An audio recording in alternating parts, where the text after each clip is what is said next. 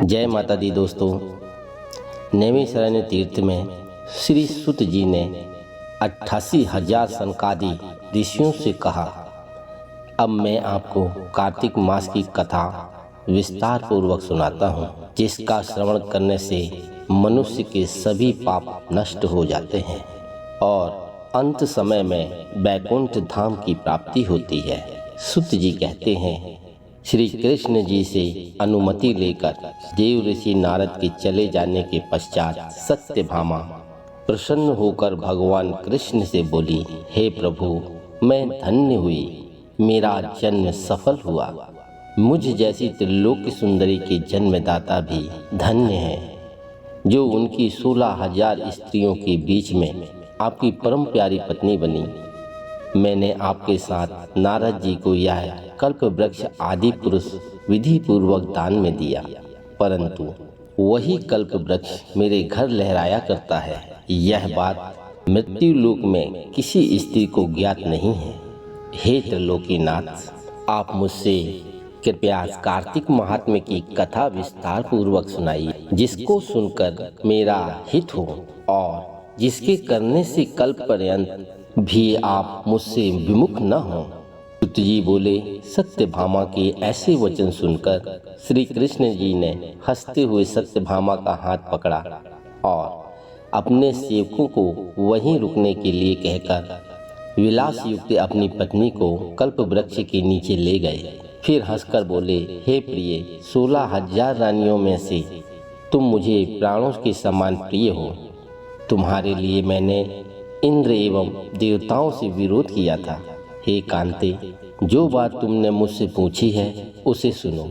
एक दिन मैंने श्री कृष्ण तुम्हारी सत्यभामा इच्छा पूर्ति के लिए गरुड़ पर सवार होकर इंद्र लोक जाकर कल्प वृक्ष मांगा। इंद्र द्वारा मना किए जाने पर इंद्र एवं गरुड़ में घोर संग्राम हुआ और गौलोक में भी गरुड़ जी ने गौओं से युद्ध किया। गरुड़ की चोंच की चोट से उनके कान एवं पूंछ कट कर गिरने लगे, जिससे 3 वस्तुएं उत्पन्न हुई। कान से तंबाकू, पूंछ से गोभी और रक्त से मेहंदी बनी। इन तीनों का प्रयोग करने वाले को मोक्ष नहीं मिलता। तब गौओं ने भी क्रोधित होकर गरुड़ पर वार किया, जिससे उनके 3 पंख टूटकर गिर गए। इनके पहले पंख से नीलकंठ, दूसरे से मोर और तीसरे चकवा चकवी उत्पन्न हुए। इन तीनों का दर्शन करने मात्र से ही शुभ फल प्राप्त होता है। यह सुनकर सत्यभामा ने कहा, हे प्रभु, कृपया मुझे मेरे पूर्व जन्म के विषय में बताइए कि मैंने पूर्व जन्म में कौन कौन से दान, व्रत व जप किए हैं। मेरा स्वभाव कैसा था, मेरे जन्मदाता कौन थे और मुझे मृत्यु लोक में जन्म क्यों लेना पड़ा। मैंने ऐसा कौन सा पुण्य कर्म किया था जिससे मैं आपकी अर्धांगिनी हुई। श्री कृष्ण जी ने कहा, हे प्रिय, अब मैं तुम्हारे द्वारा पूर्व जन्म में किए गए पुण्य कर्मों को विस्तार पूर्वक कहता हूँ, उसे सुनो। पूर्व समय में सतयुग के अंत में मायापुरी में अत्रि गोत्री में वेद वेदांत का ज्ञाता देव शर्मा नामक एक ब्राह्मण निवास करता था। वह प्रतिदिन अतिथियों की सेवा, हवन और सूर्य भगवान का पूजन किया करता था। वह सूर्य के समान तेजस्वी था। वृद्धावस्था में उसे गुणवती नामक कन्या की प्राप्ति हुई। उस पुत्रहीन ब्राह्मण ने अपनी कन्या का विवाह अपने ही चंद्र नामक शिष्य के साथ कर दिया।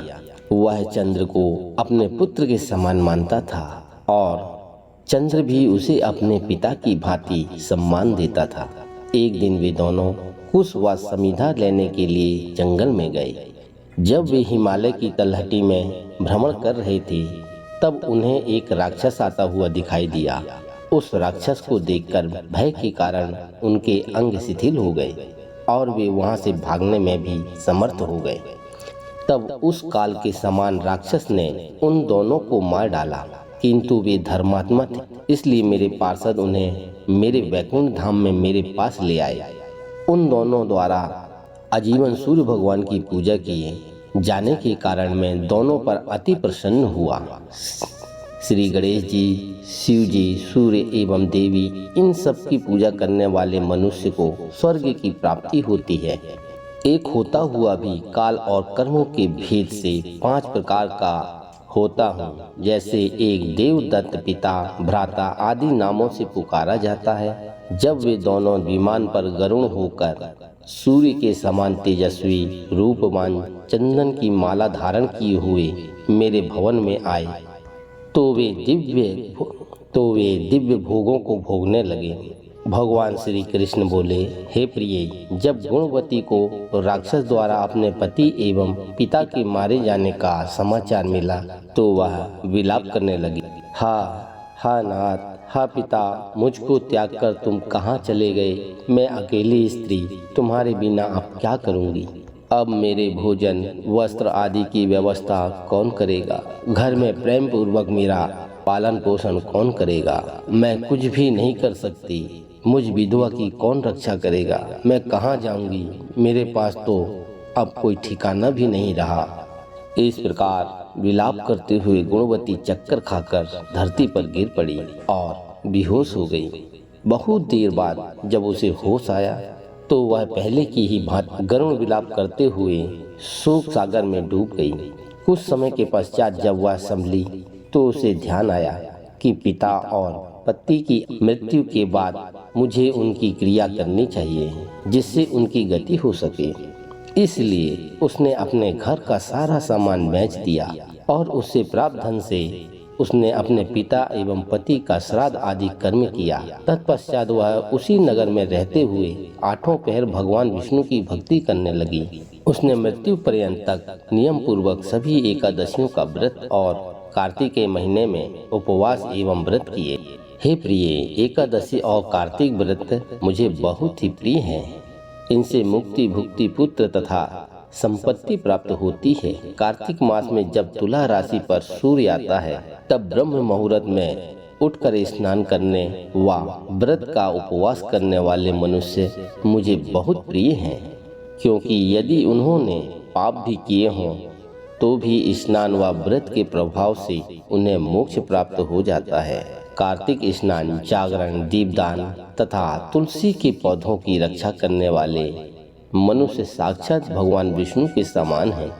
कार्तिक मास में मंदिर में झाड़ू लगाने वाले, स्वास्तिक बनाने वाले तथा भगवान विष्णु की पूजा करने वाले मनुष्य जन्म मरण के चक्कर से छुटकारा पा जाते हैं। यह सुनकर गुणवती भी प्रतिवर्ष श्रद्धा पूर्वक का व्रत और भगवान विष्णु की पूजा करने लगी। हे प्रिय, एक बार उसे ज्वर हो गया और वह बहुत कमजोर भी हो गई। फिर भी वह किसी प्रकार गंगा स्नान के लिए चली गई। गंगा तक तो वह पहुंच गई, परंतु शीत के कारण वह बुरी तरह से कांप रही थी। इस कारण वह शिथिल हो गई। तब मेरे दूत उसे मेरे धाम में ले आए। तत्पश्चात ब्रह्मा आदि देवताओं की प्रार्थना पर जब मैंने कृष्ण का अवतार लिया तो मेरे गण भी मेरे साथ इस पृथ्वी पर आए, जो इस समय यादव हैं। तुम्हारे पिता पूर्व जन्म में देव शर्मा थे तो इस समय सत्राजित हैं। पूर्व जन्म में चंद्र शर्मा जो तुम्हारा पति था वह डाकू है, और हे देवी, तू ही वह गुणवती है। कार्तिक व्रत के प्रभाव के कारण ही तू मेरी अर्धांगिनी हुई है। पूर्व जन्म में तुमने मेरे मंदिर के द्वार पर तुलसी का पौधा लगाया था। इस समय वह तेरे महलों के आंगन में कल्प वृक्ष के रूप में विद्यमान है। उस जन्म में जो तुमने दीपदान किया था उसी कारण तुम्हारी देह इतनी सुंदर है और तुम्हारे घर में साक्षात लक्ष्मी का वास है, क्योंकि तुमने पूर्व जन्म में अपने सभी व्रतों का फल पति विष्णु को अर्पित किया था। उसी के प्रभाव से इस जन्म में तुम मेरी प्रिय पत्नी हो। पूर्व जन्म में तुमने नियम पूर्वक जो कार्तिकेय मास का व्रत किया था उसी के कारण मेरा और तुम्हारा कभी वियोग नहीं होगा। इस प्रकार कार्तिक मास में व्रत आदि करने वाले मनुष्य मुझे तुम्हारे समान प्रिय है। दूसरे जप तप यज्ञ दान आदि करने से प्राप्त फल कार्तिक मास में किए गए व्रत के फल से बहुत थोड़ा होता है, अर्थात कार्तिक मास के व्रतों का 16वां भाग भी नहीं होता। इस प्रकार सत्यभामा भगवान श्री कृष्ण के मुख से अपने पूर्व जन्म के पुण्य का प्रभाव सुनकर बहुत प्रसन्न हुई। तो दोस्तों, कैसी लगी आपको हमारी यह वीडियो? अगर अच्छी लगी हो तो कृपया लाइक करें, शेयर करें और सब्सक्राइब जरूर करें। दोस्तों, वीडियो के अंत तक बने रहने के लिए आपका बहुत बहुत धन्यवाद।